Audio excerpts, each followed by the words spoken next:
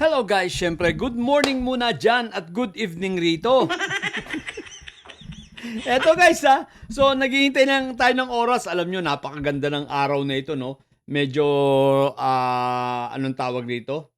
Remarkable itong araw na ito. July 6, 2026 dahil sa mga kaganapan na mga kaabang-abang, no? At syempre, alin ba yung mga aabangan natin sa araw na ito? Okay? Syempre, unang-una ay ang sunod-sunod rin nga natin yung sequence, no? So, ang una nating aabangan, syempre, ang wag na sequence ang oras, basta rumble na lang. Okay, syempre ang una nating aabangan rito ang mga iniiyakan ng mga didilis na pagsisimula ng impeachment trial, okay? Na ito ang naging dahilan kung kaya si Inday Sayad ay umiinom na ngayon ng sleeping pills. Ang sa akin naman, wag ka lang uminom ng sleeping pills kung panay naman ang suyop mong hinayupa ka. Inom ka ng sleeping pills, panay naman ang suyop mo, paano ka makakatulog? Sira ulo kayong dalawang magkapatid, no? Panay ang suyop nyo ni Barbie, tapos mag-i-sleeping pills ka. Ang tanga mo talaga.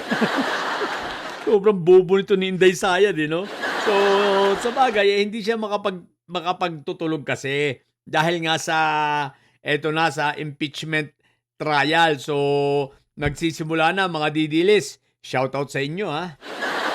Isipin ninyo, tagal na panahon yung ipinaglaban, ang dami yung kararali para wag matuloy itong impeachment trial na ito.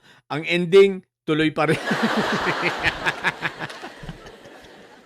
O, di ba? Kasi nga, ang bubobo nyo. Mahina yung mahina yung inyong dasal Isipin nyo, ang pinagdasal nyo accountability Ayan, tuloy. So tuloy na yung matagal nyo nang iniiyakan, lalo nyo ngayong iiyakan. Bakit? Hindi nyo na kayang pigilan. Isipin ninyo, ang dami nyo mga pinagagawa. Sinubukan ninyong maniobrahin pati ang Senado, ang Senate presidency, di ba? Ang ending, sablay. So wala na. Tuloy na ito, mga didilis. Ang tanging nyo na lang magagawa ay ang manood. Tsaka bili lang kayo ng popcorn, gano'n. Para masaya ang inyong panonood. So, tingnan natin. Bagamat mamaya, umpisa pa lang ito, pero ilalive ka rin natin ito, no? So, hindi pa mamaya yung kagandahan, yung climax. Mga ilang araw pa. Mga hanggang Miyerkules yan, tuloy-tuloy yan, di ba? Araw-araw yan hanggang Miyerkules. So, dyan natin makikita yung mga magandang eksena. Simula siguro sa Tuesday. Mamaya mga opening speeches lang yan. Pero magandang tingnan na rin, sapagkat yun pagbubukas ng impeachment trial, ang pagsisimula ng paglaglag ng karir nitong si Inday Sayad. Okay? So ano pa nga aabangan natin? Siyempre, may laban ang Gilas Pilipinas. So kalaban yata Australia, no? Natalo tayo sa New Zealand, what the heck? Ilang point? Ano lang yun, no? 2 possession lang yata, di ba? 4 points yata ang lamang o 6 points. 4 points, di ba? Wala natalo tayo pero di bale. Mamaya, susubukan uli natin sa Australia naman ang kalaban natin. At hindi lang yun. Isa sa pinakamagandang abangan, ang laban uli ni Alex, no? Alex Ayala. O, di ba? Yan ang mga good news natin at magandang mga abangan. Kaya ang daming magiging ganap ngayong araw na ito, dyan sa Pilipinas. Pero ang pinakamagandang abangan ng lahat, pinaka nakaka-excite ay ito, ang paglalabas ng warrant of arrest ni Marco Tae. Ano kaya ilalabas na ngayong araw na ito? Kung ngayong araw na ito ilalabas, ang tanong, anong oras? Ito kaya ay ngayong umaga habang hindi pa nagsesesyon para sa impeachment trial o mamaya habang nagsesesyon para sa impeachment trial ang Senate Court. Pero kahit nandun siya, yun pala ang tanong, a-attend kaya?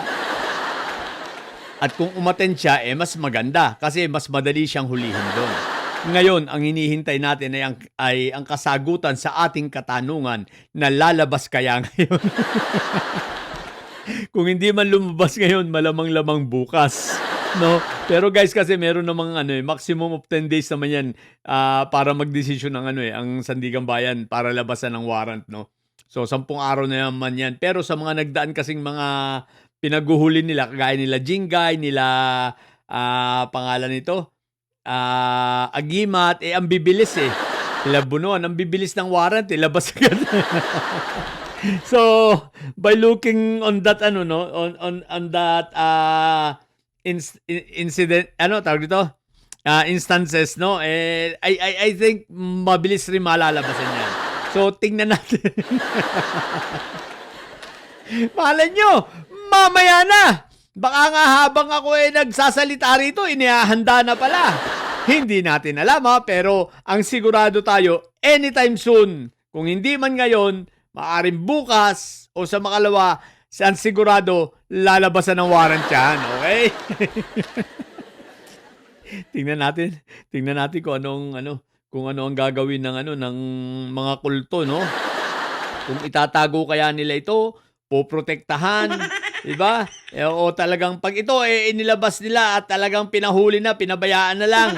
Alam na ang kasunod, ibig sabihin, totoo ang sinabi ng Tweety Bird ni Attorney Jess. Na ititiwalag ng tunay. Ititiwalag na itong si Marco Tae. Pero pag itiniwalag ka, Marco Tae, mag-iingat ka sa oblo, ha? Dahil malay mo, baka hindi ka lang bembangin dyan. Baka itumba ka na talaga dyan. At bigla ka na lang ma-EJK.